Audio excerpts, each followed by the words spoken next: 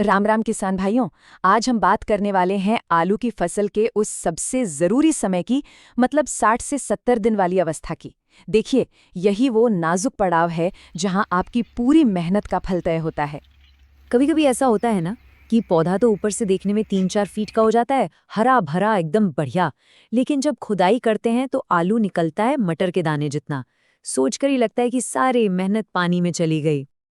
पर आप घबराने की कोई बात नहीं है। इसी समस्या का समाधान है हमारा ये आजमाया हुआ 5 स्टेप वाला फॉर्मूला। इससे न सिर्फ आलू का वजन बढ़ेगा, बल्कि उसकी चमक और क्वालिटी भी शानदार होगी। और सबसे अच्छी बात यह है कि मैं हर दवाई का 1-2 विकल्प भी बताऊंगी, ताकि जो आपको बाजार में आसानी से मिल जाए आप उसका इस्तेमाल कर सकें। तो चलिए सीधा मुद्दे पर आते हैं। हमारा सबसे पहला और सबसे जरूरी काम क्या है? हमें पौधे की ऊपर की तरफ होने वाली बढ़त को रोकना है। मतलब पौधे को ये संदेश देना है कि भाई अब ऊपर बढ़ना बंद करो और अपनी सारी ताकत नीचे जमीन में आलू बनाने में लगाओ। अब इसके पीछे का विज्ञान भी समझ लेते हैं, बिल्कुल आसान भाषा में। पौधे में एक हार्मोन होता है, जिब्रेलिक एसिड। इसका काम है तने को लंबा करना। हमें बस इसी हार्मोन को बनने से रोकना है। जैसे ही ये रुकेगा, पौधे की ऊपर की बढ़त भी रुक जाएगी। सिंपल।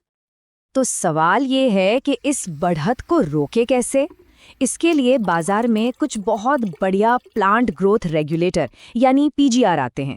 सबसे पहला और मशहूर है घरडा का चमत्कार।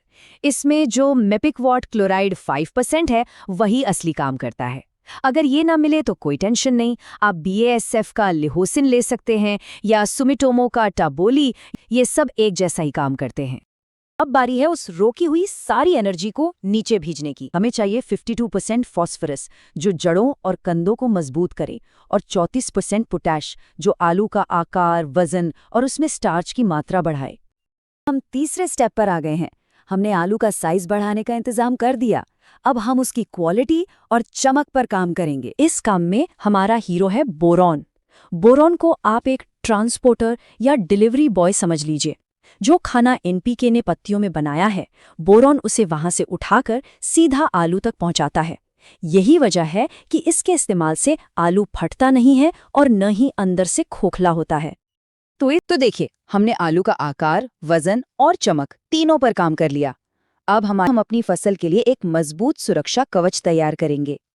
हमारी सारी मेहनत पर 2 बड़े दुश्मन पानी फेर सकते हैं। एक है फंगस, जो झुलसा रोग जैसी बीमारियां लाकर पत्तियों को ही खत्म कर देता है, और जब पत्तियां ही नहीं रहेंगी तो खाना कौन बनाएगा। दूसरा दुश्मन है माहू, यानी चेपा जैसे रस चूसने वाले कीड़े। ये पौधे का सारा रस चूसकर उसे कमजोर कर देते हैं। तो पहले बात करते हैं फंगस की। इसके लिए बायर का एंट्राकोल एक बहुत ही शानदार विकल्प है। जानते हैं क्यों? क्योंकि इसमें फफूंदनाशक प्रोपिनेब के साथ साथ जिंक भी होता है, जो पौधे को ठंड के तनाव से लड़ने की ताकत देता है। मतलब एक तीर से 2 निशाने। इसके अलावा आप M45 या सिंजेंटा का कवच भी इस्तेमाल कर सकते हैं। और अब आते हैं उन रस चूसने वाले कीड़ों पर। माहू के लिए थियामेथॉक्साम 25% वाला कोई भी कीटनाशक बहुत बढ़िया काम करता है। ये आपको बाजार में स्टार्च 25 या सबसे मशहूर एक्टारा के नाम से मिल जाएगा। बस एक स्प्रे और इन कीड़ों का काम तमाम। तो ये है हमारा पूरा 5 स्टेप का पैकेज। लेकिन याद रखिए, इन सब दवाइयों का पूरा फायदा तभी मिलेगा जब इन्हें सही तरीके से इस्तेमाल किया जाए।